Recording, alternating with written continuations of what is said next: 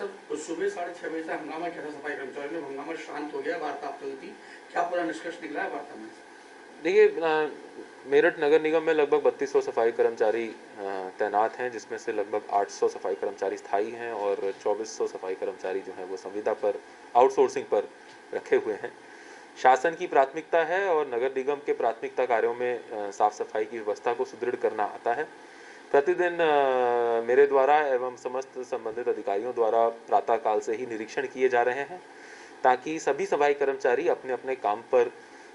उपस्थित मिलें और अपना कार्य जो उनकी बीट है उस पर साफ सफाई को सुदृढ़ रखते हुए अपना काम करें। लेकिन निरीक्षणों में लगातार जो लोग उपस्थित हो रहे हैं या फिर जिनके क्षेत्रों में काम की शिथिलता परिलक्षित हो रही है, उनके विरुद्ध प्रशासनिक कार्रवाइयां भी की जा रही हैं। आज इसी संबंध में कुछ सफाई कर्मचारियों के द्वारा इसके संबंध में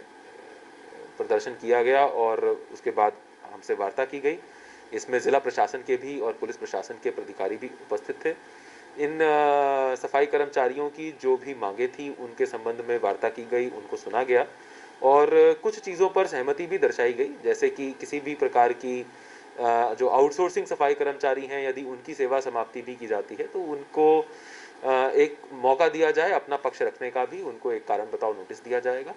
दूसरा, शीतलहर को देखते हुए प्रातः 7 बजे से जो अभी उपस्थिति का समय है उसको थोड़ा शिथिल करते हुए 7:30 किया गया है, लेकिन 7:30 बजे से ही पहले की तरह प्रत्येक सफाई कर्मचारी अपनी अपनी बीट पर उपस्थित होगा और जैसे ही सर्दी का मौसम खत्म होगा उसके बाद फिर आने वाले मौसम के अनुसार टाइम को फिर से रिवाइज किया जाएगा। कोविड-19 के दृष्टिगत शासन द्वारा बायोमेट्रिक अटेंडेंस पर कुछ समय के लिए रोक लगाई गई है। उसी रोक के चलते हुए शासन के अग्रिम निर्देशों तक बायोमेट्रिक अटेंडेंस को स्थगित करते हुए हस्ताक्षर या अंगूठा लगाकर रजिस्टर पर कड़ाई से अटेंडेंस लगवाई जाएगी। इन्हीं सब बिंदुओं पर एक सहमति बनी और साथ ही साथ जो अन्य सेवा संबंधित जो सफाई कर्मचारियों के कुछ मुद्दे हैं, काफ़ी लंबे समय से नगर निगम में जो पेंडिंग हैं, उनको शीघ्र निस्तारित करने के लिए सभी संबंधित अधिकारियों को निर्देशित किया गया। सर, जो निलंबित किए हुए हैं और आज जो महिला जो कर्मचारी है वो बीमार हुई है, क्या सर उनके लिए सर क्या देखिए, जो आज का प्रकरण था वो इस मामले से जुड़ा हुआ नहीं था। किसी भी कर्मचारी की तबीयत खराब हो सकती है और वर्तमान में जो मेरी जानकारी है कि अब वो कर्मचारी बेहतर है, उनको समय पर उपचार दिया गया है।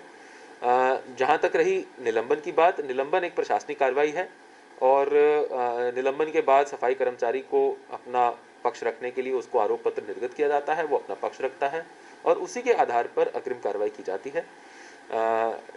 जो सफाई कर्मचारी उपस्थित नहीं होते हैं बिना किसी कारण से, बिना अपनी छुट्टी के कारण बताए या अपनी छुट्टी की एप्लीकेशन दिए, उनका उस दिन का वेतन काटा जाता है। जो महिला सफाई कर्मी है, क्या उनके लिए कोई छूट दी गई है? मोबाइल स्मार्टफोन की भी बात कही गई थी, क्या उसमें भी कुछ चेंज किया गया है? देखिए, वर्तमान में प्रत्येक सफाई कर्मचारी, क्योंकि हमारा क्षेत्र बहुत बड़ा हो चुका है, अब शहरों का विस्तारीकरण हो चुका है, सफाई कर्मचारियों का संपर्क होना एक आवश्यक चीज़ है। इसी से हम उनकी डिप्लॉयमेंट समय पर कर सकते हैं, इसलिए उनको अपना दूरभाष नंबर एक संपर्क सूत्र के रूप में देने के लिए आवश्यक किया गया है। स्मार्टफोन की अनिवार्यता नहीं है, लेकिन ज़्यादातर हमारे कर्मचारियों के पास ऑलरेडी स्मार्टफोन उपलब्ध हैं,